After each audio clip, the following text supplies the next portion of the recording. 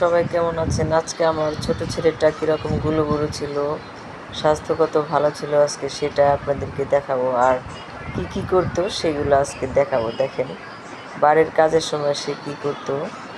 এই যে এইভাবে মাতব্বরি কইরা এই যে নিজেই একা একা কীরকম কাজ করে এরকম। আমার যে আরও বড় দুই ছেলে আছে ওরা কখনো এরকম ছিল না।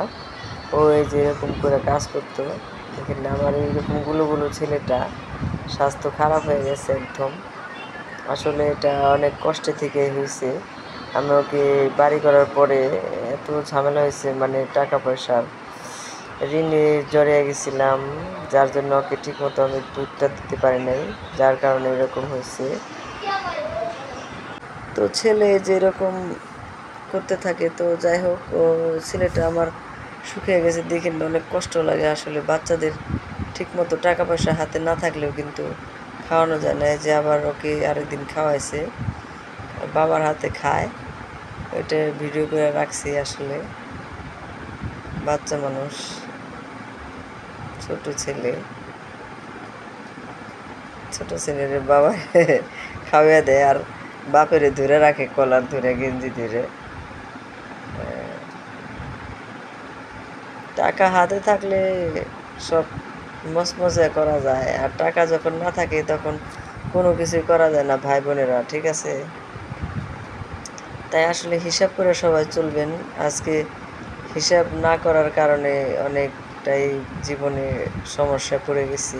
তো আল্লাহ ভরসা, আল্লাহ সমস্যা দূর করে দিব। আল্লাহ ছাড়া আসলে বিপদে কেউ নাই। যে কোনো সমস্যা আল্লাহকে আগে ভরসা করতে হবে। আপনারা সবাই ভরসা করবেন। তো যে এইভাবে ওকে খাওয়াইতেছে, ওর কথা শুনবো না, দেখেননি খালি কি করে।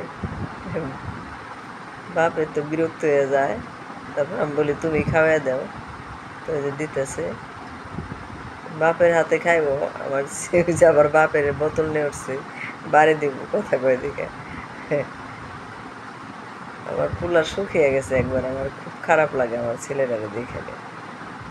গুলো ছেলে আমার একবারে শুকিয়ে গেছে মার্শাল্লাহ। এই যে দেখেন, এই যে কি সুন্দর করে নামাজ পড়তে যাইতেছে।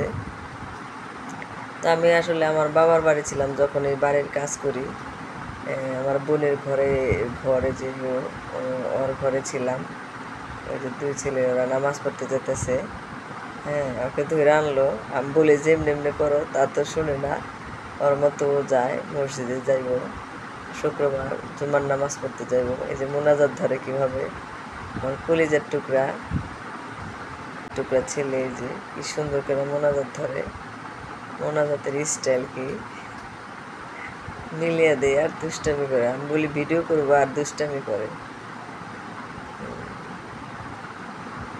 তো গেল নামাজ পড়তে। তো এভাবে ও যে যাইতেছে ভাইয়ের সাথে, মসজিদ আমাদের বাড়ির কাছে, এটা আমার বাবার বাড়ি। ধরে আনে তা যাইবই, থাকবে না। এই যে রাত্রে আবার ই করতেছে, দুষ্টামি করতেছে। এই যে আবার টাকা নিছে আমার ব্যাগে থেকে, টাকা গুনতেছে। আমি জিজ্ঞেস করি টাকা দিয়ে কী করবো, করে আমি গুনি, টাকা গুনে রাখি, টাকা গুনে রাখতেছে। তখন তো ওকে ঠিক মতো খাওয়াইছি, টাকা ছিল হাতে। বাড়ি করলে আপনারা সবাই জানেন যে বাড়ি করলে হাত একদম আসলে খালি হয়ে যায় অনেক সময়। আসলে এগুলি কেউ সত্য কথা বলতে চায় না, আমি বলতেছি আসলে কষ্ট থেকেই বলতেছি। কারণ এই যে দেখেন, এই লাস্টের ভিডিওটা দেখেন যে আমার ছেলে কত শুকিয়ে গেছে এখন।